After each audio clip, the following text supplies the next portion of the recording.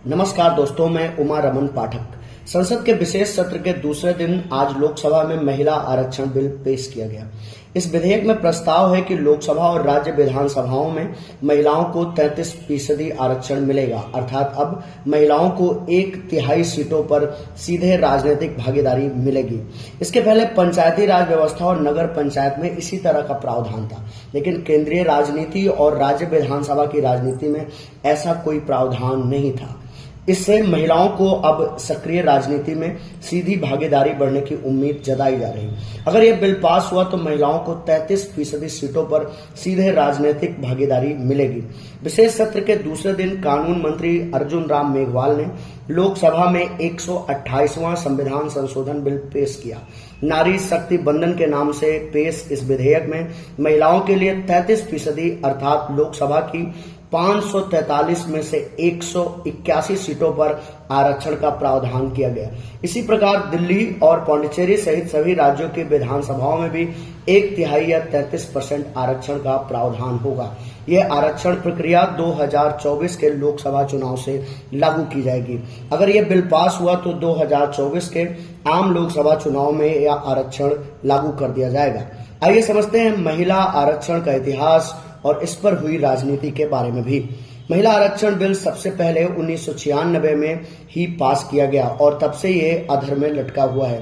1996 की एच.डी. देवेगौड़ा सरकार ने 12 सितंबर 1996 को इस बिल को संसद में पेश किया था, लेकिन यह बिल उस समय पारित नहीं हो सका था। यह बिल 81वें संविधान संशोधन विधेयक के रूप में पेश किया गया था। बिल में संसद और राज्य विधानसभाओं में महिलाओं के लिए 1/3 सीटें आरक्षित करने का प्रस्ताव था।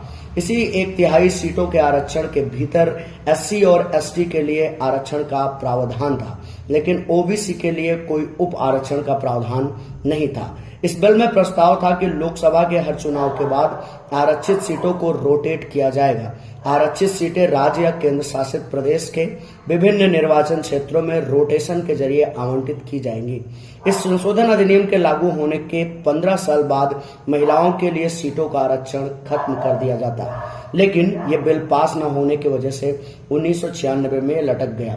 इसके बाद 1998 में आई अटल बिहारी वाजपेयी सरकार ने लोकसभा में फिर महिला आरक्षण बिल पेश किया। कई दलों के सहयोग से चल रही वाजपेयी सरकार को लेकर इसे भारी विरोध का सामना करना पड़ा। इस वजह से यह बिल पास नहीं हो सका। वाजपेयी सरकार ने 1999, 2002, 2003-04 में इसे पारित करने की भरपूर कोशिश की, लेकिन हर बार उसे विफलता ही हाथ लगी। बीजेपी सरकार जाने के बाद 2004 में कांग्रेस के नेतृत्व में यूपीए सरकार आई और डॉक्टर मनमोहन सिंह भारत के प्रधानमंत्री बने। यूपीए सरकार ने 2008 में इस बिल को 108वें संविधान संशोधन विधेयक के रूप में राज्यसभा में पेश किया। याद रहे, राज्यसभा में पेश किया गया, लोकसभा में नहीं पेश किया गया। वहां यह विधेयक 9 मार्च 2010 को भारी बहुमत से पास भी हुआ। बीजेपी, वाम दलों और जेडीयू ने इस बिल का समर्थन किया। यूपीए सरकार ने इस बिल को लोकसभा में पेश नहीं किया। इसका विरोध उसी समय शुरू हो गया। यूपीए सरकार को बाहर से समर्थन दे रही समाजवादी पार्टी और राष्ट्रीय जनता दल अर्थात एसपी और आरजेडी ने इसका विरोध किया। ये दोनों दल यूपीए का हिस्सा थे, इसलिए कांग्रेस को डर था कि अगर उसने बिल को लोकसभा में पेश किया तो उसकी सरकार खतरे में पड़ सकती है। सपा और राजद ने धमकी दी कि इस बिल में अगर इसी प्रस्ताव के साथ इसको पास करने की कोशिश की गई तो वो अपना समर्थन विड्रॉ कर लेंगे और सरकार गिरा देंगे। इस साल 2008 में इस बिल को यूपीए सरकार ने कानून और न्याय संबंधी अस्थायी समिति को भेज दिया। इसके 2 सदस्य बीरेन्द्र भाटिया और शैलेंद्र कुमार समाजवादी पार्टी के सदस्य थे। इन लोगों ने कहा कि वो महिला आरक्षण के विरोधी नहीं है, लेकिन जिस तरह से इस बिल का मसौदा तैयार किया गया है उससे वो बिल्कुल भी सहमत नहीं है। इन दोनों सदस्यों ने सिफारिश की कि हर राजनीतिक दल अपने 20% टिकट महिलाओं को दे और महिला आरक्षण की सीमा 20% से ज्यादा न हो। साल 2006 में लोकसभा भंग होने के साथ यह बिल अपने आप ही खत्म हो गया, लेकिन राज्यसभा क्योंकि अस्थायी सदन है इसीलिए यह बिल अभी भी जिंदा है। अब इसे लोकसभा में नए सिरे से पेश करना पड़ेगा। अगर लोकसभा इसे पारित कर दे तो राष्ट्रपति की मंजूरी के बाद यह कानून बन जाएगा। अगर यह बिल कानून बन जाता है तो 2024 के चुनाव से महिलाओं को 33% आरक्षण मिलने का रास्ता साफ हो जाएगा और हर तीसरी महिला लोकसभा में जाने के लिए एलिजिबल हो जाएगी जो चुनाव लड़ेगी। इस साल 2014 में जब बीजेपी सत्ता में आई तो पहले कार्यकाल में इस बिल की तरफ उसने ध्यान नहीं दिया। अर्थात 2014 में सत्ता में आई नरेंद्र मोदी सरकार ने पहले इस बिल को पास कराने की तरफ ध्यान नहीं दिया।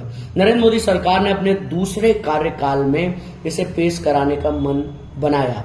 हालांकि उसने 2014 और 2019 के चुनावी घोषणा पत्र में महिलाओं के लिए 33% आरक्षण का वादा किया। इस मुद्दे पर उसे मुख्य विपक्षी पार्टी कांग्रेस का भी समर्थन हासिल है।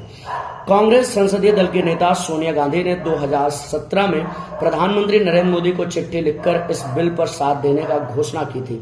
वहीं कांग्रेस अध्यक्ष बनने के बाद राहुल गांधी ने भी 16 जुलाई 2018 को प्रधानमंत्री को पत्र लिखकर महिला आरक्षण बिल पर सरकार को अपनी पार्टी का समर्थन देने की बात दोहराई थी। सोमवार को कैबिनेट की बैठक में महिला आरक्षण बिल को मंजूरी मिलने की बात सामने आने के बाद कांग्रेस ने इस मुद्दे को फिर से उठाया। कांग्रेस ने कहा कि बहुमत होने के बाद भी प्रधानमंत्री नरेंद्र मोदी ने लोकसभा में इस बिल को पारित कराने की कोई प्रयास नहीं किया। कांग्रेस ने विशेष सत्र में इस बिल को पारित कराने की मांग की। विशेष सत्र से पहले सरकार ने सर्वदलीय बैठक बुलाई। इसमें कांग्रेस, बीजू जनता दल और भारतीय राष्ट्र समिति और कई अन्य दलों ने महिला आरक्षण विधेयक को संसद में पेश करने पर जोर दिया। इस समय लोकसभा में 82 और राज्यसभा में 31 महिला सांसद हैं, यानी लोकसभा में महिलाओं की भागीदारी 15% और राज्यसभा में मात्र 13% है। इसी के साथ अगर ये बिल पास हुआ तो महिलाओं को 1/3 सीटों पर लोकसभा में और इसी के साथ राज्य विधानसभा की 1/3 सीटों पर भागीदारी मिल सकेगी। धन्यवाद। जय हिंद, जय भारत।